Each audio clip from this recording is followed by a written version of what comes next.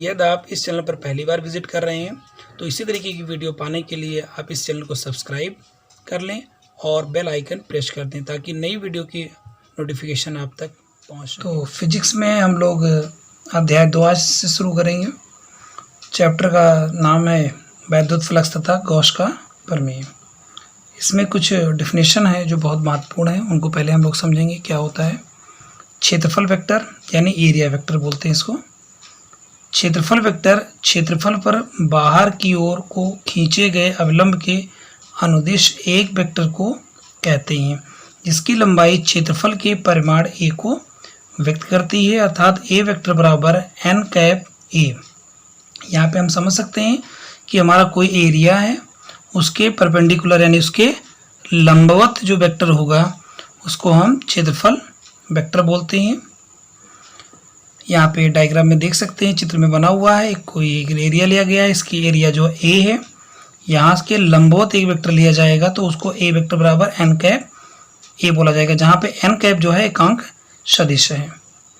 आगे हम देखते हैं इसमें घन कोण क्या होता है।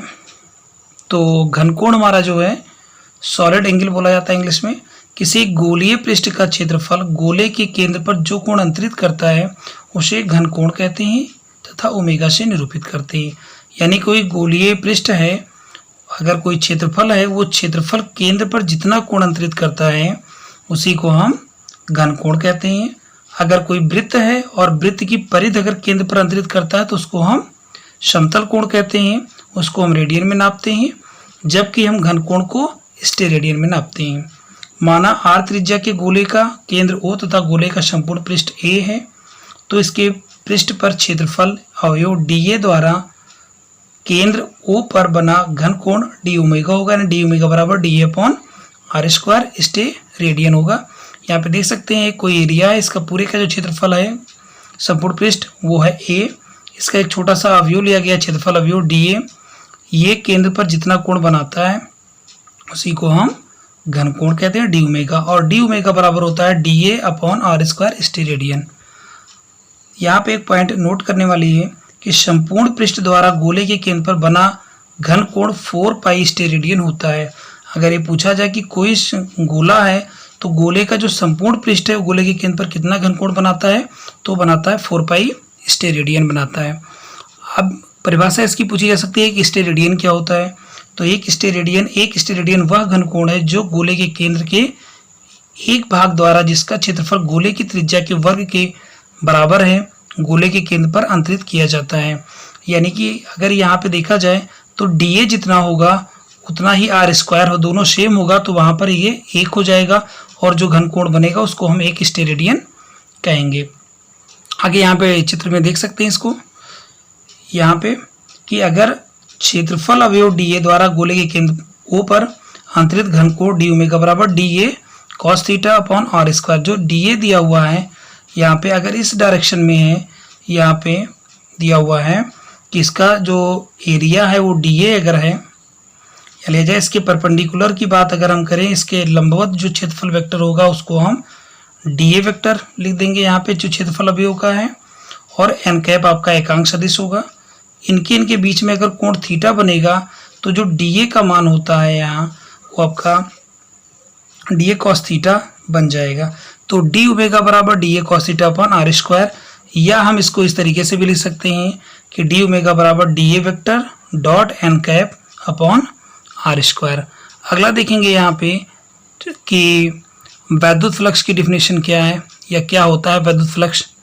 तो वैद्युत फ्लक्स क्या होता है, वैद्युत क्षेत्र में स्थित किसी काल्पनिक पृष्ठ पर वैद्युत फ्लक्स उस पृष्ठ से होकर गुजरने वाली वैद्युत बल रेखाओं की संख्या की माप है। इसे फाई ई से निरूपित करते हैं। यह एक अदिश राशि है। दूसरे शब्दों में हम कह सकते हैं कि अदिश गुणन ई वेक्टर डॉट dA वेक्टर क्षेत्रफल अवयव dA से होकर जाने वाला वैद्युत फ्लक्स कहलाता है।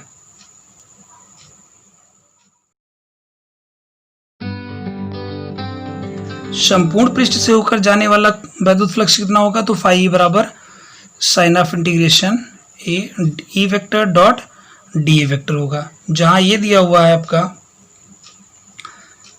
संपूर्ण पृष्ठ के लिए पृष्ठ समाकल है, इसको बोलते हैं सरफेस इंटीग्रल। यहाँ पे जो ये सिंबल बना हुआ है इसको बोलते हैं surface integral E vector dot D A vector. यदि वैद्युत क्षेत्र में स्थित पृष्ठ एक बंद पृष्ठ है तब इस पृष्ठ से होकर जाने वाला नेट वैद्युत फ्लक्स फाई बराबर क्लोज सरफेस इंटीग्रल बोलेंगे इसको, ई vector dot D A vector हो जाएगा।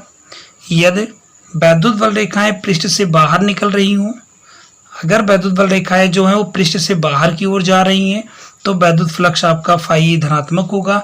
इसके विपरीत अगर वैद्युत बल रेखाएं पृष्ठ में प्रवेश कर रही हैं तो वैद्युत फ्लक्स फाई ऋणात्मक होगा। यानी फाई बराबर यहाँ पे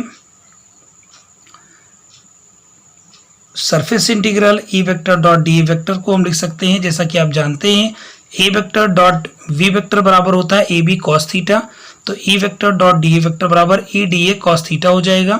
यहाँ पे कॉस थीटा जो होगा वो वैद्युत क्षेत्र और डी ए वेक्टर के बीच का कोण होगा, तो ई डी ए कॉस थीटा होगा। यहाँ पे अगर देखें तो सरफेस जो इंटीग्रल है आपका ए डी ए, ये पूरी एरिया को अगर देखें तो ए होगा, तो इसको हम लिख सकते हैं ई ए कॉस थीटा, यानी फाई ई बराबर ई ए कॉस थीटा।